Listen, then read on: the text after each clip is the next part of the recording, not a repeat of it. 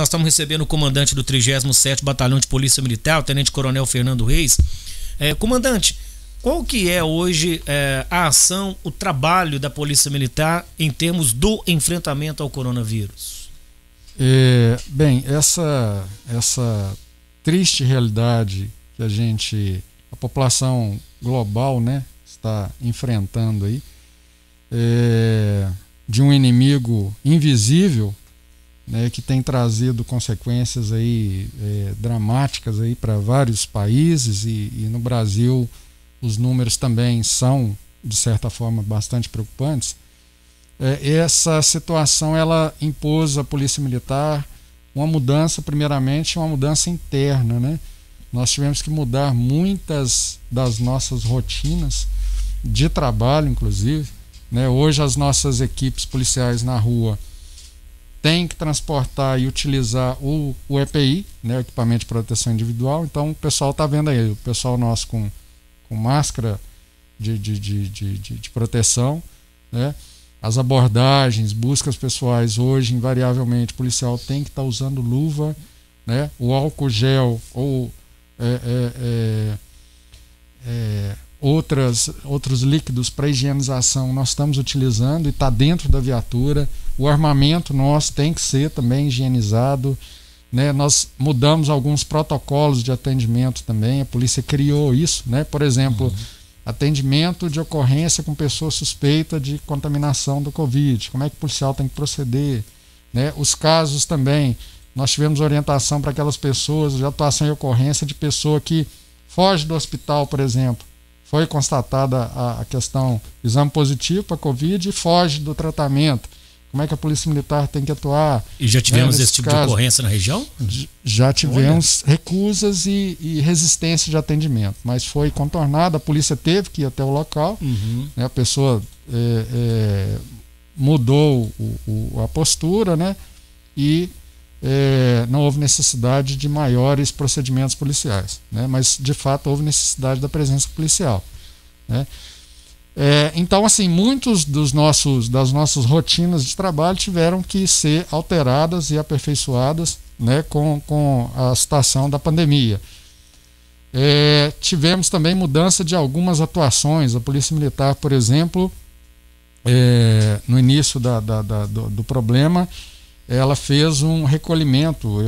Parece que isso foi divulgado pela imprensa, inclusive. Eu não sei se eu falei isso aqui no último encontro nosso, mas nós recolhemos respiradores que estavam danificados na nossa rede hospitalar, pública, privada, encaminhamos esses respiradores para Belo Horizonte, onde eles seriam manutenidos, reparados e utilizados nos hospitais de campanha, né? Então, quer dizer, não é uma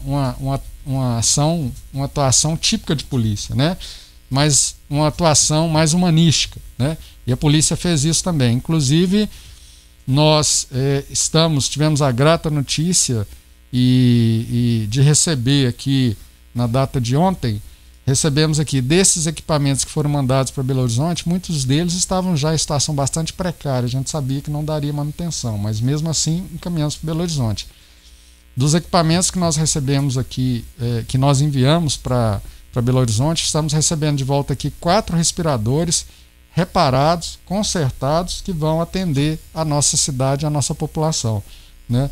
Vamos fazer entrega hoje de 3 para o Hospital Dom Bosco e de 1 para a Casa do Caminho, né? Vamos fazer isso hoje na parte da tarde. Então, é um trabalho que ficou também a cargo da Polícia Militar.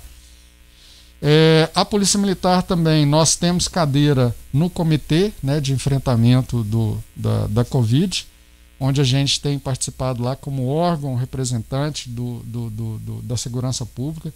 O Dr. Vitor Hugo também está lá. E temos participado ativamente dos trabalhos do nosso comitê, né? Paralelamente com os trabalhos do comitê e a partir das resoluções que são produzidas pelo comitê, os decretos que são expedidos pelo Poder Público Municipal, a Polícia Militar atua também como um órgão apoiador da fiscalização do IPDSA, fiscalização da Vigilância Sanitária, fiscalização da Secretaria de Segurança Urbana e Cidadania, né? Em relação a esse trabalho, nós estamos verificando, né, junto com o pessoal da prefeitura, o cumprimento das diretrizes que são emanadas aí pelo comitê, né, os estabelecimentos comerciais, os nossos bares, restaurantes, locais de festa, a gente está fiscalizando isso. Montamos uma fiscalização melhor estruturada a partir dessa semana, né, o que estava acontecendo anteriormente. Os órgãos da prefeitura faziam a fiscalização, se constatava o descumprimento das medidas que foram impostas pelo município, fazia-se autuação. No caso de reincidência de descumprimento, acionava a polícia militar e poderia ser dado voz de prisão ali, condução por desobediência ou por infringir as normas aí, expondo a população à contaminação, né, à luz do Código Penal, e aplicar e fazer a condução dessa pessoa para o quartel, para a lavratura do TCO.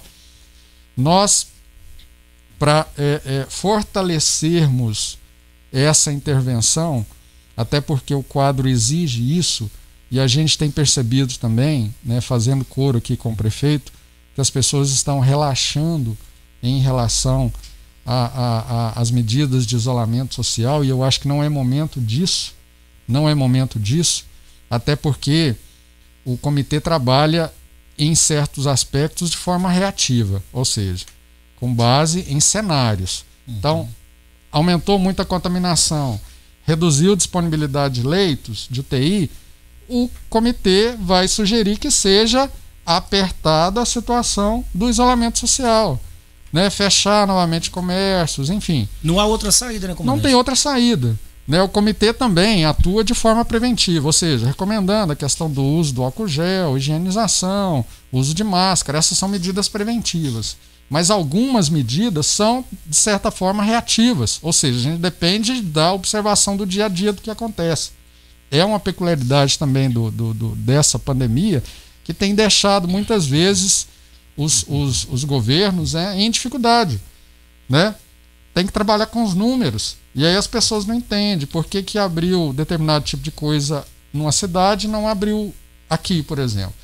Por que São Paulo tem caminhado aí numa situação de mais de extrema aí, de lockdown, por exemplo, de fechamento, e nós aqui não precisamos disso ainda, né? Mas de fato, se não houver uma colaboração das pessoas, um entendimento que o momento agora é de ficar de fato em casa, né, nós vamos ter que caminhar para a situação, nós vamos ter que retroagir, né? O comitê vai ter que retroagir, porque o que nós não queremos aqui, de forma nenhuma, é um colapso do sistema de saúde. Sim. E o sistema de saúde do município, eu acredito que o prefeito vai poder falar disso melhor, a Diane, né? Ele tem suas limitações, né? Está se tentando reforçar isso, mas com dificuldades que todo o país tem enfrentado, por exemplo, de aquisição de respiradores. Então nós temos isso daqui também. Assim, isso é igual criminalidade e violência, né? É o que eu tenho falado. Quando a criminalidade está tranquila, a polícia militar pode cruzar os braços? Não pode. A população pode relaxar em relação às medidas de autoproteção? Não pode, né? Então, se o cenário aqui é tranquilo, nós temos que continuar fazendo e preconizando a questão do isolamento social, né? Nós temos observado que as pessoas têm uma boa colaboração das pessoas, mas, por exemplo, o uso de máscaras, quando a gente anda aqui no centro, a gente vê um ou outro que não está usando. Parece que a pessoa se sente até cobrada, né? Quando você está num local e você vê uma pessoa sem máscara, invariavelmente as pessoas tendem a dirigir, né, o olhar para aquela pessoa. Mas o que acontece? Esse cenário ele não está sendo observado nos bairros. Quando a gente vai para os bairros, a gente vê que as pessoas não estão usando máscara. E até nesse sentido, comandante, os seus comandados estão orientados a chamar a atenção da população nesse sentido? Olha, o que acontece? Eu pedi, porque assim, nós ainda não temos ferramentas para, por exemplo, aplicar multas, né? Foi definido, existe um projeto de lei também que está em tramitação no Congresso Nacional, que vai obrigar, já passou pela Câmara, acho que agora vai para o Senado, para obrigar o uso de máscaras em todo o país. Mas o que acontece? Nesse aspecto em especial, eu pedi aos nossos militares que façam a orientação das pessoas. Mais do que isso, nós vamos fazer para a equipe que nós montamos de fiscalização, nós vamos levar máscaras nas viaturas. De forma que a gente, passando num local, viu a pessoa sem máscara, né? Orientar, falar e tal, e fornecer uma máscara para ela. Nós sabemos que nós tivemos muita distribuição de máscaras na cidade, nos bairros, para entidades, né? Mas o que a gente percebe, eu falei de máscaras, mas nós temos outros problemas com estabelecimentos comerciais, por exemplo, né? Com os chacreamentos. Era, né? Sobre isso que eu estava aguardando, viu, comandante, para poder emendar uma pergunta. Aproveitando que o senhor já tocou nesse assunto, nós tivemos esses problemas aqui recentemente com o apoio da polícia, inclusive, para acabar com aquele desrespeito. Mas uma coisa, comandante, o senhor vai entender o teor da pergunta, uma coisa é tempos de paz, outra coisa em tempo de calamidade pública.